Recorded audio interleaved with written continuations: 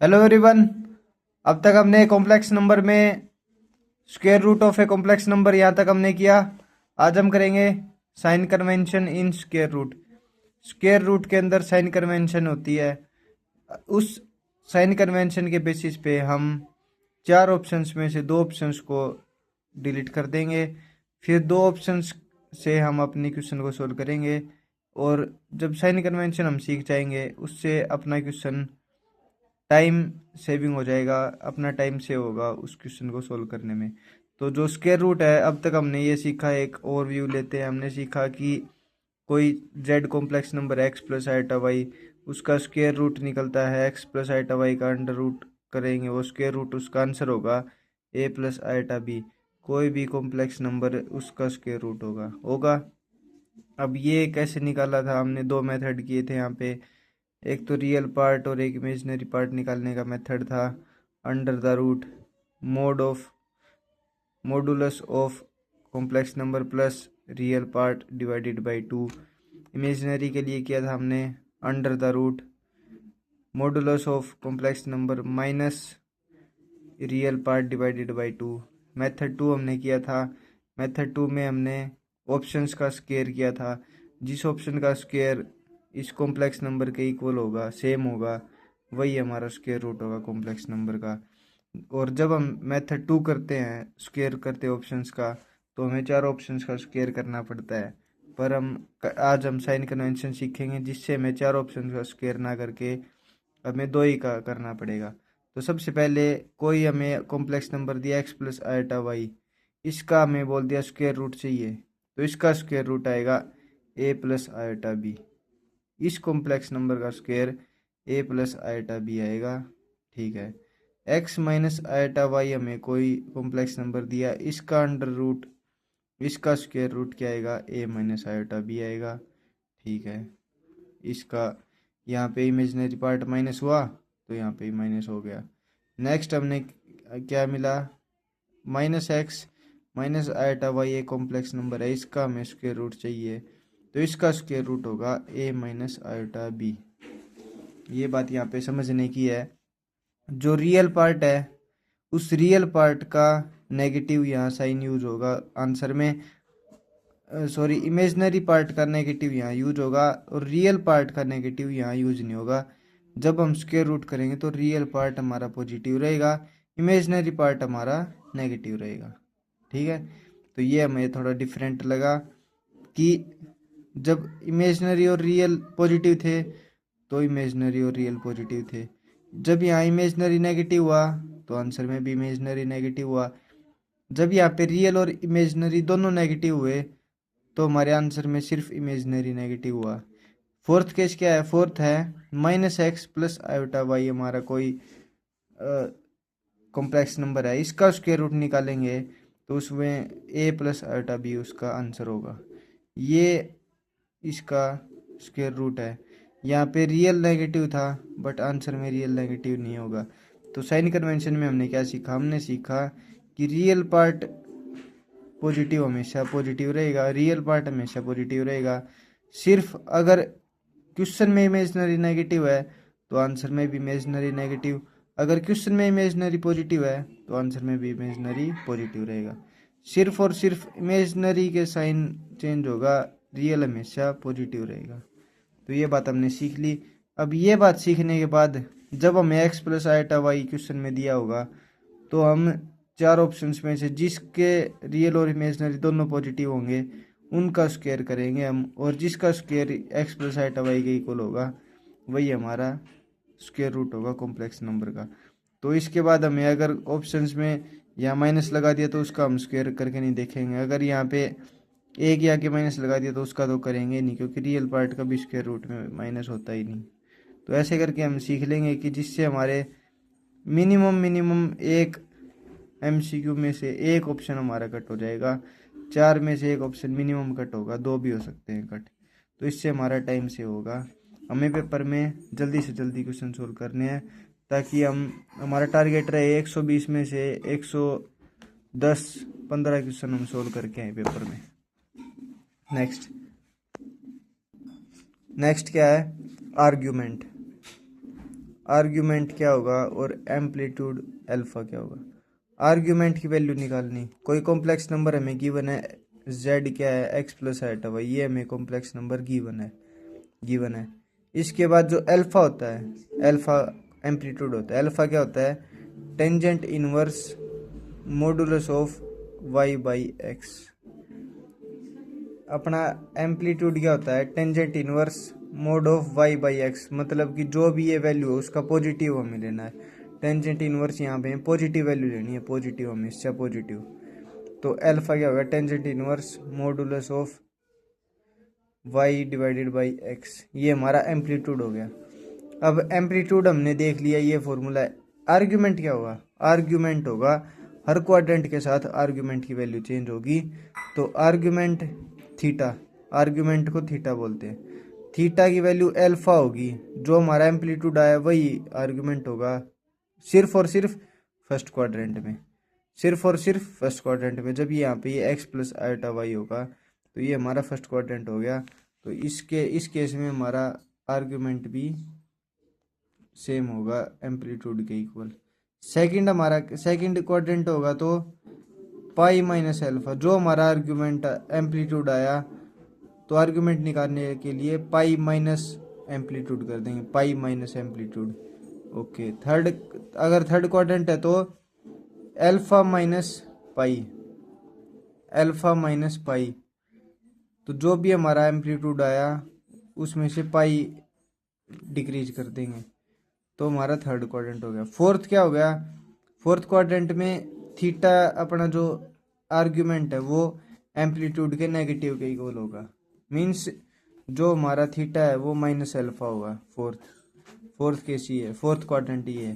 तो हमने चारों क्वाड्रेंट देखे, फर्स्ट क्वाड्रेंट होता है 0 to 90, सेकंड होता है 90 to 180, थर्ड होता है 180 to 270, फोर्थ 270 to 360। तो ऐसे आर्ग्यूमेंट्स में वैल्यू निकालने के लिए पहले एम्पलीट्यूड निकालेंगे, उसके बाद उसका क्वाड्रेंट देखेंगे। इससे x प्लस आइटा वाई है, x माइनस आइटा वाई है, minus x minus iota y या minus x plus iota y, जो भी हमारे पास गिवन होगा उस बेसिस पे हम क्वाड्रेंट्स को फाइंड आउट करेंगे। अब जैसे एक यहाँ पे क्वेश्चन है, अगर थीटा की वैल्यू नेगेटिव आती है, अगर थर्ड क्वाड्रेंट में ये जो हमने कोई आर्ग्यूमेंट की वैल्यू निकाली और वो आर्ग्यूमेंट की वैल्यू नेगेटिव आ गई, तो हम क्या करेंगे, 2 पाई प्लस थीटा कर देंगे।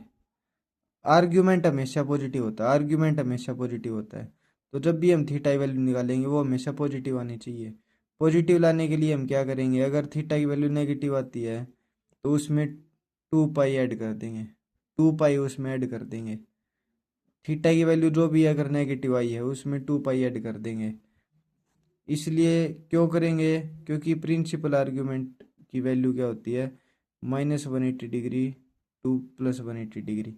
तो अगर यहाँ पे माइनस आ गई, ये माइनस अगर -179 है तो भी हमारा वैलिड है, बट ये अगर -181 है तो -181 ना लिख के इसको +2 पाई करेंगे, +2 पाई कर देंगे, +2 पाई, तो उसमें 179 प्लस की हमारी वैल्यू आ जाएगी आर्ग्यूमेंट की। आर्ग्यूमेंट हमेशा -180 टू +180 होता है, तो अगर हमारी वैल्यू नेगेटिव है तो उसमें पाई ऐड कर देंगे, 2 पाई ऐड कर देंगे, और 2 पाई ऐड करते ही हमारी आर्ग्यूमेंट की वैल्यू आ जाएगी इस रेंज के अंदर, प्रिंसिपल रेंज के अंदर।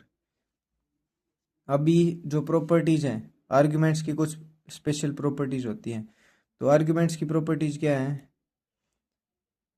It follows properties of log. बिल्कुल सिंपल, लॉग का चैप्टर मैंने पढ़ा है पहले ही, लॉग की वीडियो देखो, उसमें आपको सारे के सारे फॉर्मूलाज मैंने आपको कराए हैं, सारे के सारे इंपॉर्टेंट रिजल्ट्स, जो इंपॉर्टेंट प्रैक्टिस हैं वो भी मैंने उसमें करा रखी हैं, और उससे बाहर आपके इंडिया एग्जाम्स में कुछ भी नहीं आएगा। तो वही है, it follows properties of log. Argument log की प्रॉपर्टीज को फॉलो करता है। वो कैसे, आर्ग्यूमेंट ऑफ Z1/Z2, तो डिवाइड में होता है तो लॉग में माइनस होता है, तो यहाँ पे माइनस हो गया, argument Z1 minus argument Z2। ये अगर डिवाइड में है तो ये माइनस हो गया। सेकंड क्या है, argument Z1 into Z2, product में है तो प्लस हो जाएगा, argument Z1 plus argument Z2, product में प्लस हो गया, डिवीजन में माइनस हो गया, यही प्रॉपर्टीज लॉग की होती है। अभी मेन क्या है, polar form. Polar form complex number की क्या होती है? कॉम्प्लेक्स नंबर हमारा z is equals to X plus iota Y है, ये हमें पता है, हम स्टार्टिंग से पढ़ते आ रहे हैं, ये एज्यूम कर रहे हैं कि कोई भी कॉम्प्लेक्स नंबर ही होता है। इसकी पोलर फॉर्म क्या होगी? इसकी पोलर फॉर्म होती है R of cos theta plus iota sine theta, R of cos theta plus iota sine theta. अब जब पोलर फॉर्म लिखते हैं कॉम्प्लेक्स नंबर की तो कुछ बातें ध्यान रखते हैं कि आयोटा हमेशा साइन के साथ आएगा, आयोटा हमेशा साइन के साथ आएगा, और आर की वैल्यू मॉडुलस ऑफ जेड होगी, आर की वैल्यू मॉडुलस ऑफ जेड होगी। इस जेड का मॉडुलस निकाल दो, under root X square plus Y square, वो अपनी आर की वैल्यू होगी, और थीटा अपना आर्ग्यूमेंट होगा।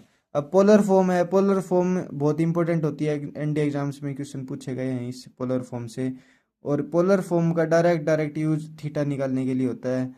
और इसकी भी कुछ प्रॉपर्टीज होती हैं, जैसे हमने आर्ग्यूमेंट की प्रॉपर्टीज पढ़ी वैसे ही इसकी प्रॉपर्टीज होती हैं, वो मैं अभी आपको बताता हूँ इसकी क्या क्या प्रॉपर्टीज होती हैं। हाँ, अभी पोलर फॉर्म की सबसे इम्पोर्टेंट बात होती है theta should be same in polar form. जो पोलर फॉर्म है cos theta plus iota sine theta, उसमें कोस के साथ भी थीटा और साइन के साथ भी थीटा, दोनों की वैल्यू सेम होनी चाहिए। अगर कोस 30 है तो आइटा साइन 30 होगा, कोस 45 है तो आइटा साइन 45 होगा। ये नहीं हो सकता कि कोस 30 और आइटा साइन 45 हो, ये नहीं होगा। थीटा की वैल्यू कोस और साइन दोनों में सेम होगी, और iota should be with sine theta, sine के साथ। अभी आयटा हमेशा साइन थीटा के साथ होगा, आयटा हमेशा साइन थीटा के साथ होगा, और थीटा की वैल्यू सेम होगी। ये बात हमने सीख ली। थर्ड पॉइंट क्या कहता है? थर्ड कहता है cos theta 1 plus iota sine theta 1 into cos theta 2 plus iota sine theta 2। इसकी वैल्यू अगर two polar forms in multiplication, दो पोलर फॉर्म अगर मल्टीप्लीकेशन में है तो उसकी वैल्यू क्या होगी? इसकी वैल्यू होगी cos of theta 1 plus theta 2 plus iota sine theta 1 plus theta 2। अगर प्रोडक्ट में पोलर फॉर्म्स हैं तो उनके जो थीटा है वो ऐड हो जाएंगे, थीटा 1 है थीटा 2 है, ये ऐड होगा, बीच में प्लस साइन, क्योंकि ये प्लस है, बीच में प्लस साइन, और थीटा 1 प्लस थीटा 2 साइन के साथ आ गया। फोर्थ क्या कहता है? फोर्थ, अगर two polar forms in division, अगर दो पोलर फॉर्म डिवीजन में है, जैसे cos theta 1 plus iota sine theta 1 divided by cos theta 2 plus iota sine theta 2, अगर ये डिवाइड में है तो क्या होगा? तो होगा cos theta 1 minus theta 2 plus iota sine theta 1 minus theta 2। मतलब कि डिवाइड में है तो थीटा माइनस कर दिए, और अगर प्रोडक्ट में है तो थीटा ऐड कर दिए, प्रोडक्ट में है तो थीटा ऐड कर दिए, डिवीजन में है तो थीटा माइनस कर दिए। ठीक है। अभी डी मोइवरेज थ्योरम, डी मोइवरेज थ्योरम क्या कहती है?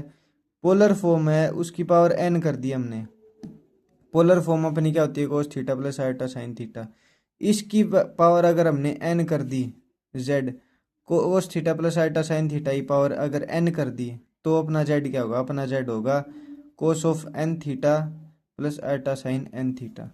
अगर पावर एन है तो अपनी कॉम्प्लेक्स नंबर की वैल्यू हो जाएगी cos of N theta plus iota sine theta. जो एन पावर है वो पावर थीटा के साथ मल्टीप्लाई में आ जाएगी, वो पावर थीटा के साथ मल्टीप्लाई में आ जाएगी। फोर्थ क्या है? Euler's form. यूलर्स फॉर्म क्या कहती है? R cos theta plus iota sine theta, ये कॉम्प्लेक्स नंबर है, इसकी पोलर फॉर्म है। इसमें आर अगर जेड हम ऐसे लिखते हैं आर ई की पावर आइटा थीटा, ये अपनी यूलर फॉर्म होती है। इस कॉम्प्लेक्स नंबर की, इस पोलर फॉर्म की यूलर फॉर्म होती है आर ई की पावर आइटा थीटा। ये सब कुछ चेंज हो जाए, आर डायरेक्ट लिखा, cos theta plus iota sine theta की जगह पे ई की पावर आइटा थीटा लिखा हुआ, ई की पावर आइटा थीटा लिखना है। तो ई की पावर आइटा थीटा की वैल्यू क्या होती है? Cos theta plus iota sine theta.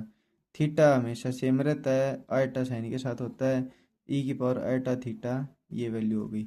अब जैसे एक क्वेश्चन करते हैं, जो क्वेश्चन अपने पेपर में आया भी है कि ई की पावर आइटा पाई तो दे दिया हमें 1, ई की पावर आइटा पाई बाई 2 दे दिया हमें आइटा, तो आइटा की पावर आइटा क्या होगी? आइटा की पावर आइटा क्या होगी?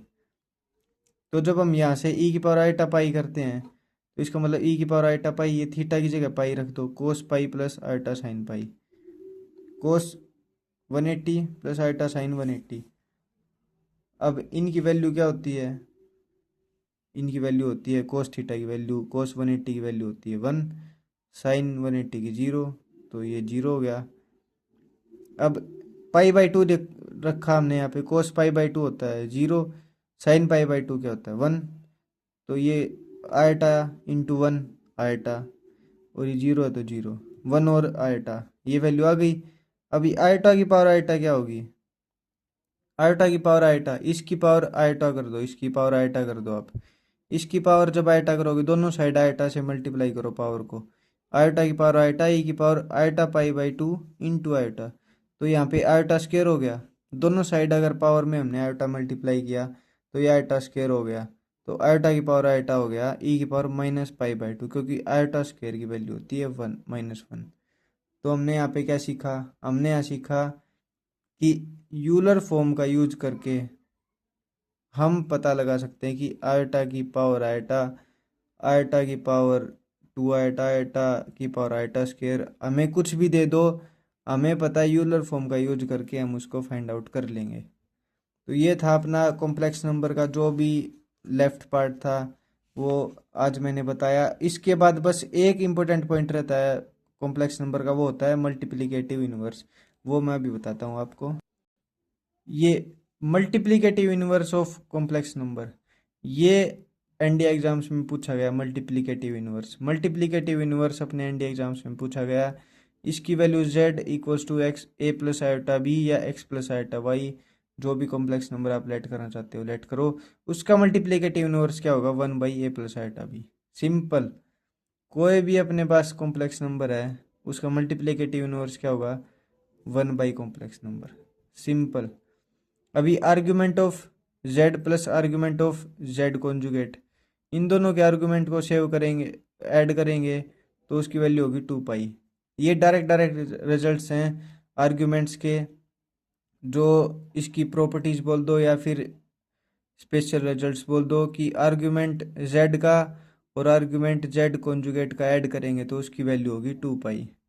अभी z1 plus z2 whole modulus, z1 plus z2 whole modulus always less than equals to individual के मोड के सम के, तो z1 प्लस z2 होल का modulus is always less than equals to mod of z1 plus mod of z2।